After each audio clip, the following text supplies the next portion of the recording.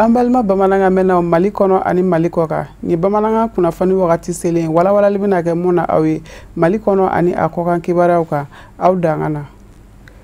Kulu min sigilen do UEMOA kɔnɔ ni u k'a ma ko comité interparlementaire u ka lajɛrɛba ta ko n'a baaraw nu donna ka bɛn tɛnɛ tɛmɛnen na ma Hôtel de l'Amitié la a bɛna boli fɛn min kan kɛrɛnkɛrɛnnenya na u ka san 2019 baaraw ka se UEMOA yɛrɛ ɲɛtaga hakilinaw yirali ma ɲɔgɔn na. A ɲɛmaaya kun bɛ comité ɲɛmaa b'a bolo ni o ye Madame Anka Amana Véronique ka fara maaba caman wɛrɛw kan. Sherifula Jabaraso tɔgɔ la Amadou Kamara de kun bɛ a n'a ka jatala Daramani Male. An ka ɲɛmaadaw ka sɔrɔlenw fɛ.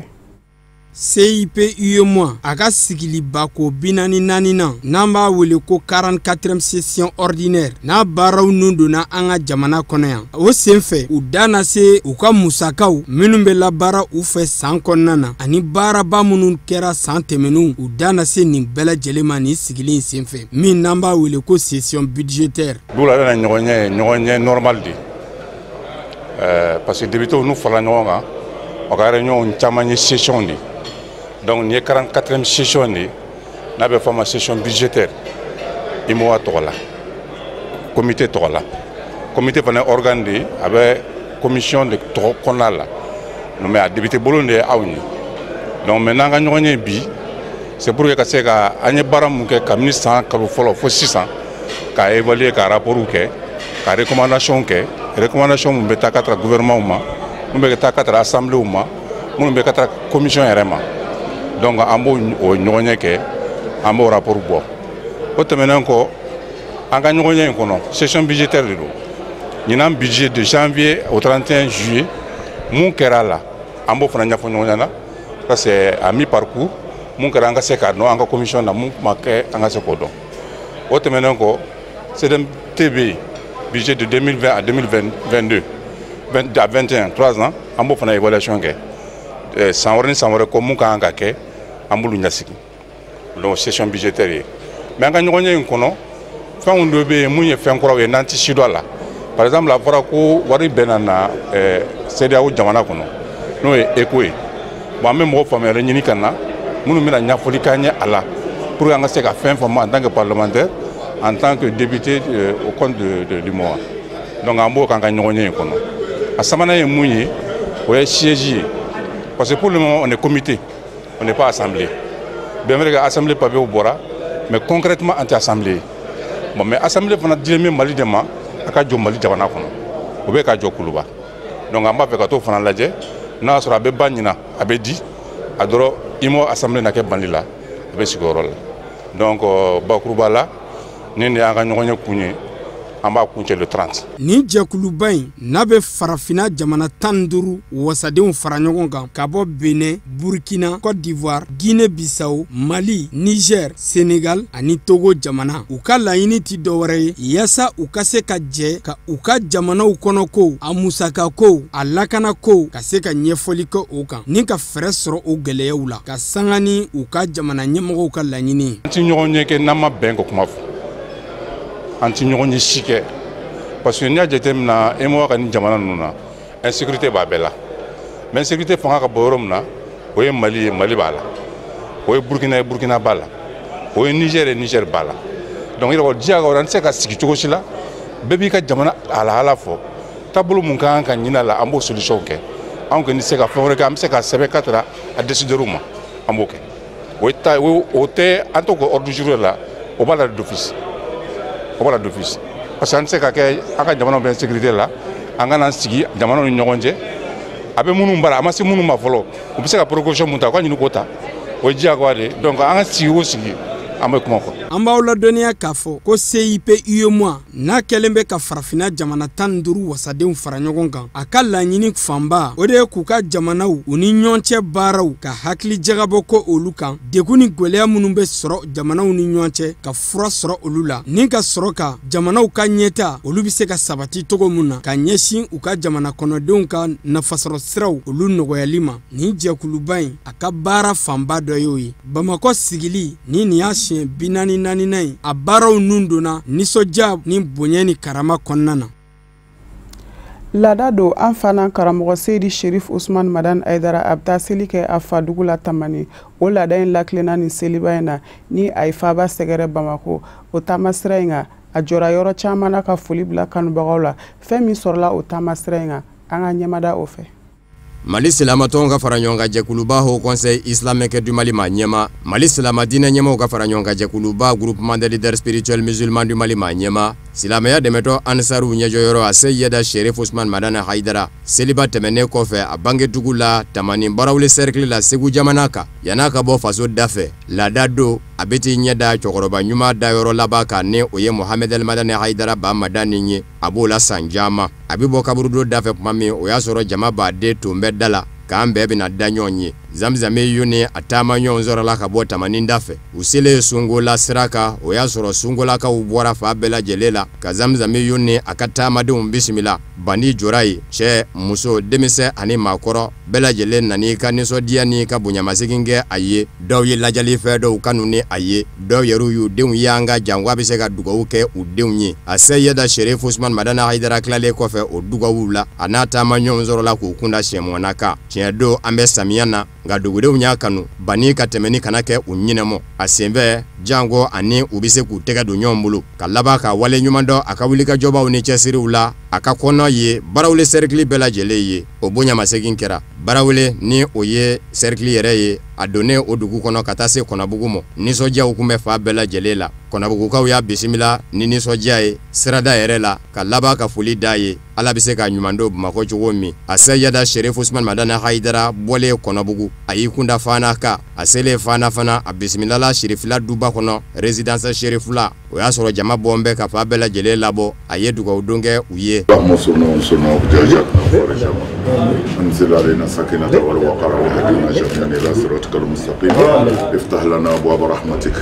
وادخلنا الجنة مع داخلين يا فرد يا صمد يا مطر يا قدير يا مقتدر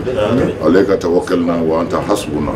نعم المولى ونعم النصير سبحانك ربنا ولك المصير صل سبحان ربك رب العزة عما يصفون وسلام على المرسلين ninga soroki kunda Makoka amauladoniya ka vota ma ingono lakana sabatile kundo silamaya demeto Ansaru fe olu kokoro done fene kundo Mali lakana tigilamo fene fe ame jaga dugo donge sanwere seliba ala ko jira mbela jelela.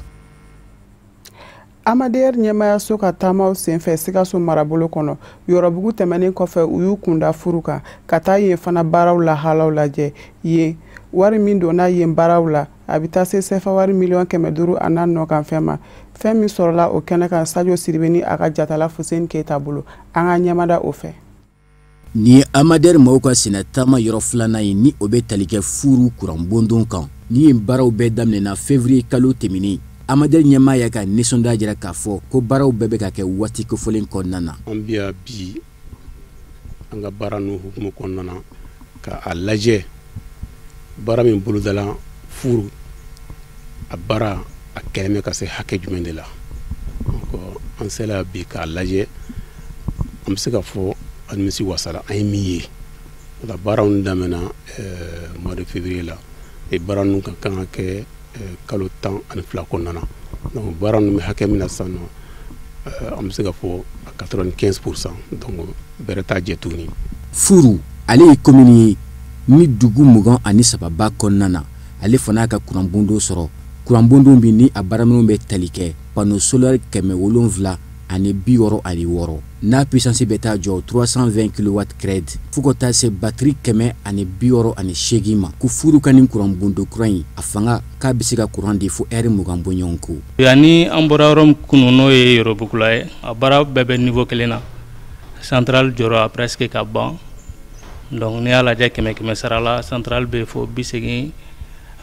niveau de la panneau 776 de b'an bolo donc groupe ye fila ye. Furu yan nɔ ondulaire chargeur 12 de b'an bolo ondulaire réseau o den 7 de b'an bolo donc ondulaire chargeur kelen o kelen ka puissance bɛ bɛn 6 kW de ma maintenant ondulaire réseau o kelen kelenna ka puissance bɛ bɛn 24 kW de ma. Furu ni ale fana bɔra ka ka kuran bondo sɔrɔ a kasabe wari baaraw taara jɔ $500,000 ani $62,000 ka sanga ni Amader maaw ka wuli ka jɔ ani a dɛmɛba ni o ye banque mondiale ye. Kuran na di dugumɔgɔw ma centrale ka kan ka kɛ yɔrɔ min na centrale solaire a bɛ place ta panneau bonya kosɔn donc n'a bɛ place ta dugu dɔw la i b'a sɔrɔ a place tɛ dugu kɔnɔ f'a ka bɔ dugu ta dugu kɔfɛ donc n'a taara dugu kɔfɛ donc a yɔrɔ janya n'a ye réseau la donc a kɛra wajibi ye sisan nɔ câble de ka bɔ yan tuguni ka taa ka centrale ni dugu kɔnɔ réseau k'o wuli ɲɔgɔn na comme ça centrale bɛ se ka courant di dugu kɔnɔna ma donc an y'o appel d'offre de lancer entreprise na kana o baara fana kɛ n'o kɔni kɛla ka ban dɔrɔn a b'a ye furukaw bɛ courant sɔrɔ courant min bɔ centrale la yan nɔ musaka min donna centrale na yan nɔ n'a fɔra centrale hybride anw fɛ yan nɔ i b'a sɔrɔ centrale fila de nɔrɔlen bɛ ɲɔgɔn na dɔ b'a ka courant bɔ tile la o ye centrale solaire an bɛ o panneau de cɛla ten cogo la dɔ b'a ka courant bɔ groupe diesel la min bɛ gasoil consommer min bɛ courant bɔ tile la o puissance 245 kW. Bon, groupe fila de bɛ yen nɔ a groupe kelen de bɛ puissance 160 kW. Maintenant musaka yɛrɛ min bɛɛ bɔla ka se ka nin baara kɛ o bɛ taa jɔ fo 500,000 ani 600,000 ani 200,000. A baara bɛɛ bɛ hakɛ kelen na. Furu baaraw tɛmɛnen kɔfɛ Amadel ɲɛmaaba a n'a ka jamakulu y'a kunda Loloni kan ni ka t'u ɲɛda Loloni ale courant bondo fana kan a baaraw bɛ sira min kan ni ka tila k'a ɲini population fɛ ko ni ala sɔnna ma ni baara ninnu bɛɛ banna ko courant sara wari o kana kɛ baasi ye maa si ma ko sabula o de b'a to courant bondo kura min jɔra a bɛ se ka waati jan sɔrɔ.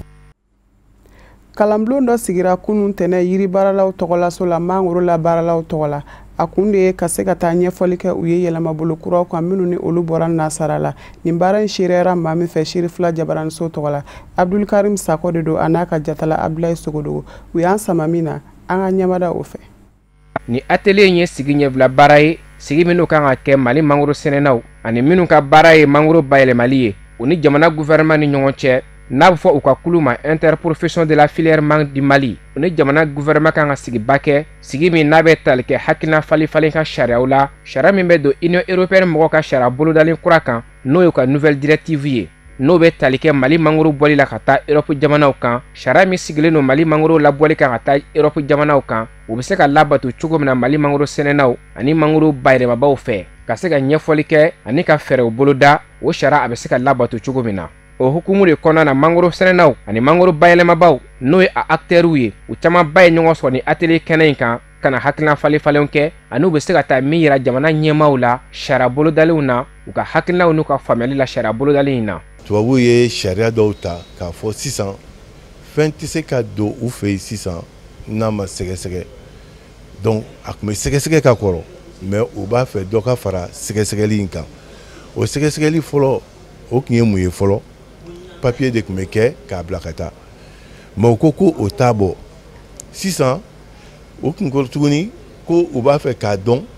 mangoro min bɛ taga a bɔra yɔrɔ jumɛn n'u b'o wele tubabukan na ko traçabilité dɔnni y'a baara dɔnni y'a kari dɔnni y'a don carton kɔnɔ ou bien dɔnni y'a bayɛlɛma ka se k'a ci olu ka yɔrɔ la donc an ye o baara kɛ o ko sisan o t'o bɔ tuguni sisan o b'a fɛ k'a dɔn sisan mangoro yɛrɛ minnu y'a sɛnɛ jɔn de don a sɛnɛla cogo jumɛn de a karila cogo jumɛn de a bayɛlɛmana cogo jumɛn de ou bien a cira cogo jumɛn na bon service technique mun bɛ n'o ye état ka service olu de bɛ yamaruya di k'a fɔ ko papier in ka ɲi est ce que papier in a sɛgɛsɛgɛla ka ɲɛ est ce que papier min dara kan papier ɲɛnama de don donc ko fo an ka o de sɛbɛntiya o ye papier la sani an ka cili daminɛ u ka jamana kan.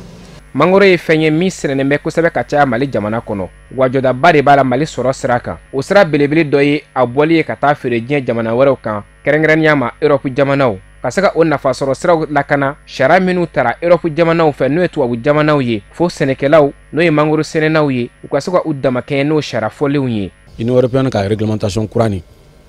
i y'a faamu c'est que norme minnu bɛ yen nɔ u bɛ fɛ an ka o norme de labato i y'a faamu n'i y'a lajɛ baara fɛn fɛn n'a bɛ yen nɔ wa mangoro kan o jiridan wɛrɛw kan o i y'a faamu norme de b'a bɛɛ la o ye norme internationale de mesures phytosanitaires donc o norme ninnu bɛ se ka lasabati cogo min an fɛ yan nɔ i y'a faamu o de b'o kan fɔlɔ la n'u tun bɛ jɛn n'a ye k'a fɔ ko fɛn dɔw bɛ se ka tɛmɛ wa sisan fɔlɔ la fɛn minnu tun bɛ se ka tɛmɛ sisan u y'o bɛɛ lajɔ o si tɛ tɛmɛ bilen o si tɛ tɛmɛ olu fɛ yen nɔ bilen u tun bɛ se ka musolaya kɛ fɛn fɛn na o musolaya de banna o si tɛ yen nɔ bilen i y'a faamu a fɔra ka ni mangoro ka kan ka présenter cogo min na n'a tɔ cogo la dɔrɔn a tɛ tɛmɛ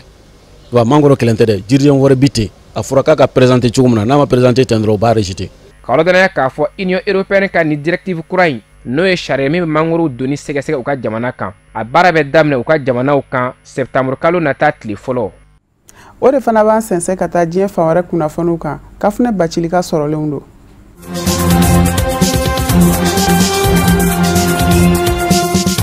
Burkina Faso jamana kɔnɔ wulikajɔ dɔ taara ka Burkina Faso jamana lakana tigilamɔgɔw sɛgɛrɛ a kɛra ka bɛn ni tɛnɛndon u ti kalo tile 19 ye ka taa ni Burkina Faso jamana kɔrɔyan fanfɛla ye manganiya jugutigi banbagancimɔgɔw fɛ kumana min na banbagancimɔgɔ ninnu bɛ bɛn u ka nin wulikajɔ cɛjugu in na a bolodara u fɛ ka bɛn ni ntɛnɛn sɔgɔmada ye dugu jɛtangani nɛgɛ kanɲɛ 5 5h du matin a kibaruya dara Burkina Faso jamana surasiya ma ɲɛma état-major général des armées burkinabé fɛ bataki dɔ de kɔnɔna na wulikajɔ in taara ka dugu min sɛgɛrɛ Burkina Faso jamana kɔrɔyan fanfɛla fɛ o ye Kutuku dugu de ye Soum province kɔnɔ ka nin wulikajɔ cɛjugu in lawaleyatɔ banbagancimɔgɔ ninnu nana bolimafɛnw na motow ani mɔbili walasa ka se ka Kutuku dugu lasɔrɔ Burkina Faso ani Mali jamana dancɛ manganiya jugutigi ninnu bɔra ni yen fanfɛla de ni kana cun Burkina Faso sorasilakaw dagayɔrɔ la Kutuku ka sɔrɔ ka bɛn u ka wulikajɔ cɛjugu in na Burkina Faso sorasiya ma ɲɛma état-major général des armées burkinabé ka fɔ la nin bagayan wulikajɔ in kɛra sababu ye ni ka sorasilaka mɔgɔ 10 bɔɲɔgɔnko de bɔnɛ u niw na nka kibaruya minnu yɛrɛ sɔrɔla dugudenw yɛrɛ ka fɔ la k'a bɛ taa se fo mɔgɔ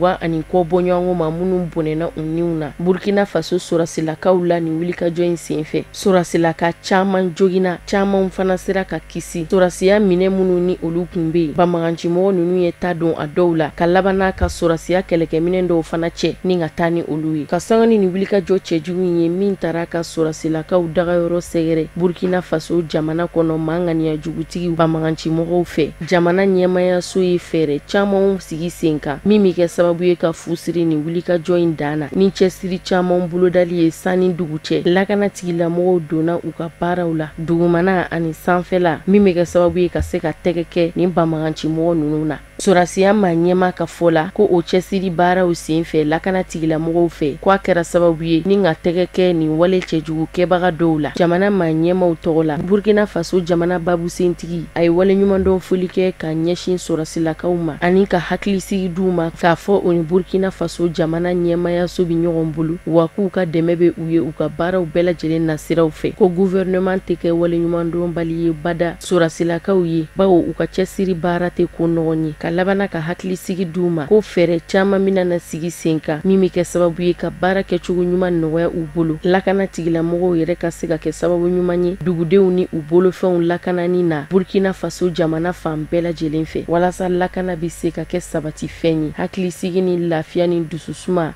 ani nisɔndiya ka sɔrɔ bɛɛ lajɛlen fan fɛ.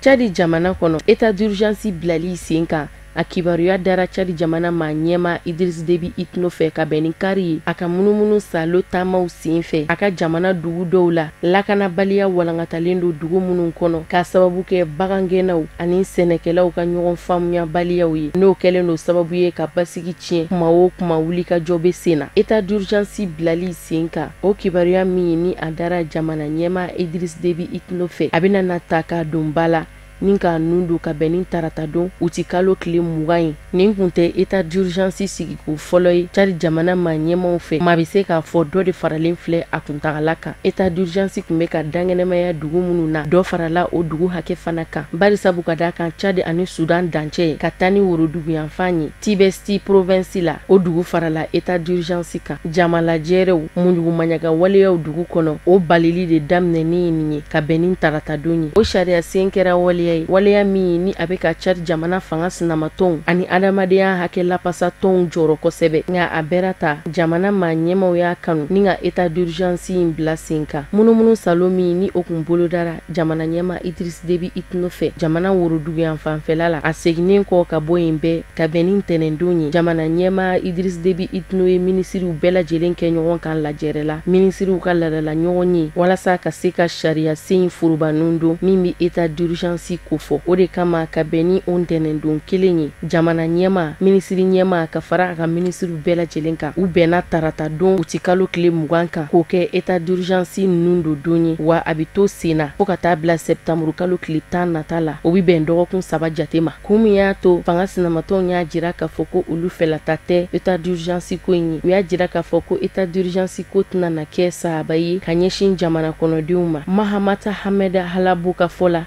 ni ale ye secrétaire général ye fanga ɲini tɔn kɔnɔ u ko min ma ko parti pour les libertés et la démocratie ale ko a jɔrɔlen don ko état d'urgence min ni o bilalen filɛ ne sen kan jamana maa ɲɛmaw fɛ ko a kana kɛ tajuru sara bere sababu ye règlement de comptes ka ɲɛsin dugudenw ma a ko a sirannen don bin kana kɛ jamana kɔnɔdenw kan k'u minɛ k'u faga i n'a fɔ komi baganw jamana forobatɔnw ka fɔ la olu fana y'a jira k'a fɔ ko état d'urgence mina kɛ sababu ye ni ka dangarikɛ sɔrɔ ko ni musakako la kosɛbɛ bari sabu ka da kan ni muɲugumaɲagaw ani taa ni ka seginw jɔra ko a bɛna dadigi kɛ sɔrɔko la kosɛbɛ hali n'o y'a état d'urgence sariya sen taara jamana maa ɲɛmaw fɛ walasa danbe se ka sigi fɔɲɔgɔnkɔ mankan min ni o bɛ ka tɛmɛ baganmaralaw ani sɛnɛkɛlaw ni ɲɔgɔn cɛ Cadi tilebiyan fan fɛ nka a bɛra ta a ma kɛ forobatɔn caman fɛ la ko ye Tibesti province faralen duguw kan état d'urgence kan ka lawaleya dugu minnu kɔnɔ o bɛ gouvernement ka cɛsiri de kofɔ ka ɲɛsin Cadi kɔrɔyan fanfɛla ma bawo o ni Libi jamana bɛ dancɛ bɔ yen yɔrɔ kofɔlen minnu mara bɛ ɲini ka na Cadi jamana kɛɲɛ hali n'o y'a sɔrɔ sariya ani fɛɛrɛ caman sigilen don sen kan ka ɲɛsin o fanfɛ yɔrɔ ninnu ma.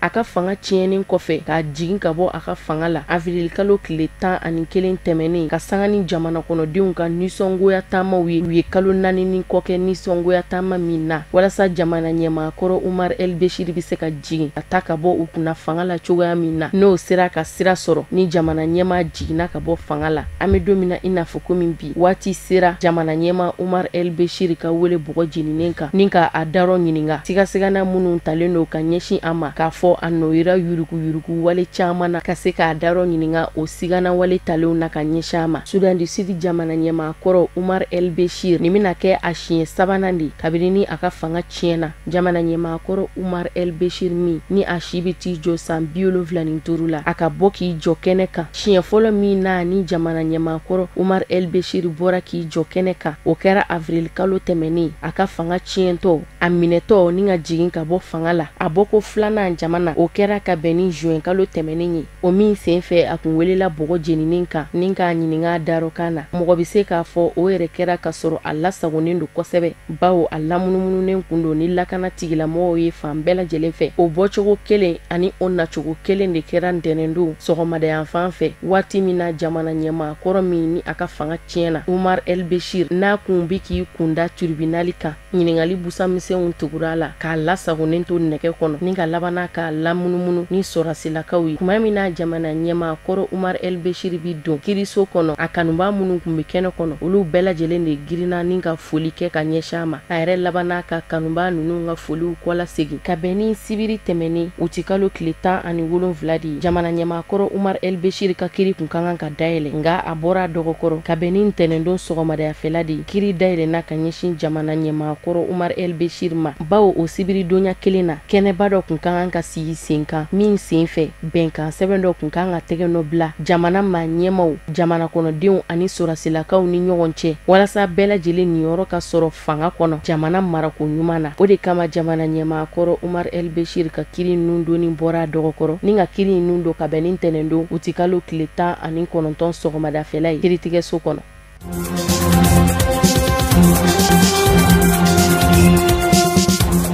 Cameroun jamana kɔnɔ compagnie Camer patron kɔrɔ ni o ye pankurun ko koɲaw ɲɛnabɔ cakɛdaba ye Cameroun jamana kɔnɔ Yves Michel Fotso ni a lasagolen no kiiri tigilamɔgɔw ka bolo kan a bi san 2 bɔ bi a si kaso la Yaoundé k'a sababu kɛ bana ye a garijɛgɛ donna Maroku jamana kɔnɔ ta la ka bɛn ni kari su ye ka dugu jɛ ntɛnɛn na walasa a ka se ka taa ka furakɛliw kɛ Maroku jamana kɔnɔ. Kunnafoni sɔrɔlen dɔw ka fɔ la a yirala k'a fɔ Cameroun jamana ɲɛmaa Paul Biya yɛrɛ de ye yamaruya di Yves Michel Fosdo ka se ka taa furakɛliw kɛ Maroku jamana kɔnɔ. Journalidonba dɔ ka fɔ la ko a man ka daga kasoladen ye kasoladen min bi lahalaya la i n'a fɔ komi Yves Michel Fosdo ka lahalaya ko a ti daga bada hali n'o y'a sɔrɔ bana de don ala ka don duguma bolifɛn kɔnɔ ni ka jamana binakun sago jango panguru ka sɔrɔ yamaruya jɔnjɔn ma di a ka fɔ la ko kuma min na Cameroun jamana cakɛdaba min be ni a be panguru ko kunna compagnie aérienne Camer ma ɲɛma kɔrɔ Yves Michel Fosdo be minɛ k'a lasago k'a ka duguta gafew bɛɛ lajɛlen kun darakira ka bɔ a ka bolo kan i n'a fɔ komi pasporu o n'a ɲɔgɔnna sɛbɛnfura caman nka kumana min na bana be ɲini ka na dadigi k'a la nin ye ko ɲanguma a laɲinina jamana ɲɛmaayaso yɛrɛ de fɛ a ka duguta gafew gafe minnu ni olu be Yves Michel Fosdo yamaruya a ka bɔ jamana kɔnɔ ni ka taa ka furakɛliw kɛ jamana kɔ kan ko a ka gafew bɛɛ lajɛlen ka lasegin a ma. Yves Michel Fosdo a lajarabilen no ni bana ye a bi kalo caman bɔ compagnie aérienne Camer ma ɲɛma kɔrɔ k'a sababu kɛ bana ye a yamaruyala ye a ka se ka waati sɔrɔ ni ka bɔ kaso kɔnɔ Cameroun jamana dafɛ ka taa ka furakɛli kɛ Maroku jamana kɔnɔ. Yves Michel Fosdo min ni a lasagonen no kiiritigila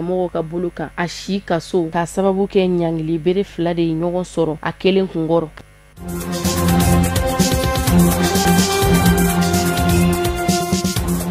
Farafina Tomba Union Africaine Commission ma ɲɛmaaba Musa Faki Mahamat a y'a ka dɛmɛɲɔgɔnya jira ka ɲɛsin Côte d'Ivoire jamana kalata labɛnniba jɛkulu Commission électorale ivoirienne jɛkulu kura ma hali n'o y'a sɔrɔ yɛlɛma kura donna Côte d'Ivoire jamana kalata labɛnniba jɛkulu Commission électorale ivoirienne kura kɔnɔ nka a bɛrata Côte d'Ivoire jamana fanga sinamatɔn jɛkulu tɔndenw fɛ la ko tɛ Commission électorale ivoirienne kura in a sariyaw ma se ka taa u jimi siraw fɛ. Farafina Tomba Union Africaine Commission ma ɲɛma Musa Faki Mahamat a y'a ka kibaruya da bɔlɔlɔ de sanfɛ k'a ka dɛmɛɲɔgɔnya lase Côte d'Ivoire kalatako labɛnniba jɛkulu ma bawo ko yɛlɛma kura min donna kulu in kɔnɔ k'a kɛra ale fɛ la koyi. Bataki in kɔnɔ kuma sen fɛ Musa Faki Mahamati wasara kosɛbɛ bari sabu ka d'a kan laɲini minnu ni olu kɛra Cour africaine des droits de l'homme et des peuples fɛ farafina kulu min ni o ka caw bi ɲɛsin buna adamadenw ka hakɛ ko ani jamana kɔnɔdenw ka hakɛ ko ma farafina kɔnɔ k'olu ka laɲini dajiralenw bɛɛ lajɛlen tara ka don bala. Côte d'Ivoire jamana kalata labɛnniba jɛkulu Commission électorale ivoirienne CEI fɛ yɛlɛma kura dontɔ a sariyasenw kɔnɔ. Farafina kulu in ka o laɲiniw na minnu tara ka don bala Commission électorale ivoirienne CEI fɛ Musa Faki Mahamat ka fɔ la ko be tali kɛ san 2013 sariyasen dɔ kan farafina buna adamadenw ka hakɛ lapasa tɔn fɛ.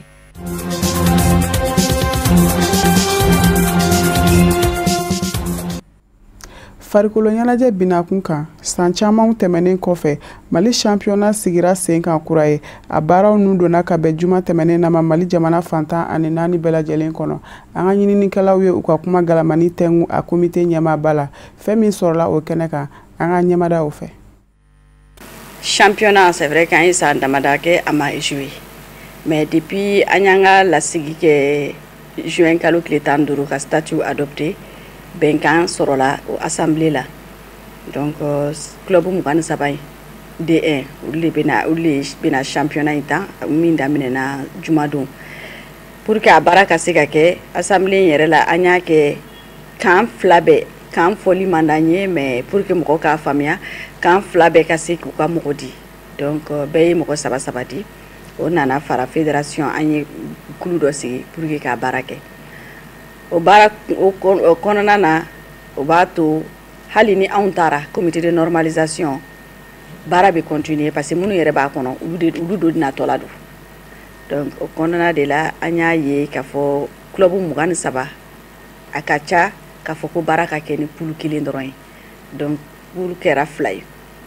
poule 2 in de bɛna jouer aller retour la n'u jouera aller retour la n'o banna classement fɔlɔ dɔ bɛ kɛ. O classement fɔlɔ kɔnɔna la an bɛ 4 fɔlɔ fila fɔlɔ minnu bɛ kɛ poule bɛɛ la an b'olu fara ɲɔgɔn kan n'o bɛ kɛ équipe 4 ye olu bɛ carré d'as jouer o carré d'as fana bɛ kɛ tagani ka segin aller retour ye n'o carré d'as fana jouera aller retour la o fana classement bɛ kɛ maintenant premier ni deuxième olu de bɛ kɛ sisan an ka bɔ équipe ye minnu bɛ na bɔ k'a fɔ ka compétition na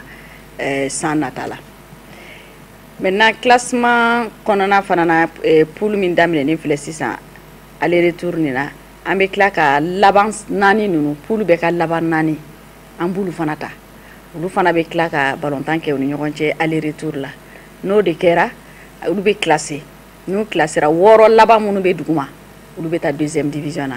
fila in o bɛ taa fara tɔw kan ko olu dafa 17 la olu bɛ to première division na ni championnat banna minnu bɛ taga kɔrɔn fɛ ani kɔrɔnfɛ mɔgɔ minnu fana bɛ na tile bin fɛ k'a fɔ ko sira tɛ yen o ka bon dɔɔni sira bɛ yen mais a sira tagali de ka gɛlɛn a ka gɛlɛn an y'o gɛlɛya de ye k'a fɔ ni ye fɔra joueur ko bɛɛ kɛ ka taga fo ye ani ka bɔ yen ka na yan a bɛ gɛlɛya don baara la dɔɔni joueur kan donc an ye gouvernement ɲini laɲini kɛ gouvernement fɛ u k'an dɛmɛ MINUSMA fanfɛla la an bɛ se ka avion sɔrɔ cogo min na ka taa ni an ka équipe ye kɔrɔn fɛ ani ka kɔrɔnfɛ équipe fana nan'u ye tile bin fɛ c'est pour moi l'occasion ka gouvernement fo ka président de la république fo ka gouvernement fo kɛrɛnkɛrɛnnenya la ministre min y'an ka ministre ye parce que gouvernement la an fana ka ministre de bɛ yen n'o ye Aruna Modibo Toure an y'a kuma fɔ a ye min na a ko an ma k'ale yɛrɛ bɛ wuli ka se MINUSMA la ni min b'a la a b'o jaabi fɔ an ɲɛ a tagara MINUSMA kɔni ko o yɔrɔ bɛɛ la o y'a sɔrɔ hali an ma tila règlement spécial la ko min ye journée fɔlɔ kɔni ye an bɛ taa ni mɔgɔw ye ni mɔgɔw fana kan ka na an bɛ na n'olu ye maintenant a tɔ ninnu o kuma ninnu an ni ministre yɛrɛ y'o kuma fɔ o kuma bɛ kɛ ni calendrier banna je pense que tile fila in na an ni MINUSMA kan ka sigi ka kuma kɛ ani ministre pour que o fɛnw fana bɛ ka sigi sen kan mais o n'a ta bɛɛ fɛn o fɛn n'i b'a kɛ i b'a a kɛ ni nin ma se ka ɲɛnabɔ nin bɛ ɲɛnabɔ an kɔni ka laɲini na je pense que avion ko bɛ ɲɛnabɔ mais pour que règlement kana kɛ k'a sɔrɔ an ma fɛn dɔw ɲɛsigi an k'o règlement kɔnɔna la ni fɛn dɔ ye avion ko bali championnat in kɔnɔna la parce que championnat in bɛna ban fo mai kɔnɔna la san wɛrɛ mai ni fɛn dɔ kɛra sababu ye k'a bali avion ko bali club minnu kan ka équipe reçoit Gao ani Tombouctou u ka match u bɛna kɛ Mopti n'a ma se ka kɛ Mopti a bɛ kɛ Sikasso donc an y'o kɛ règlement kɔnɔ pour que vraiment championnat in foyi kana se ka kɛ sababu ye min bɛ championnat in bali parce que n'a ma kɛ règlement kɔnɔ équipe dɔ bɛ se k'a fɔ sini a ko ko an bɛ taga avion de la Tombouctou bɛ Gao donc ni o tɛ an tɛ jouer tuguni yɔrɔ o ye dankarilen championnat la donc an y'o o furaw sɔrɔ a la bɛn kɛr'o kan o bɛɛ kɛra règlement kɔnɔ donc équipe an ka journée fɔlɔ la MINUSMA taara n'u ye ka segin n'u ye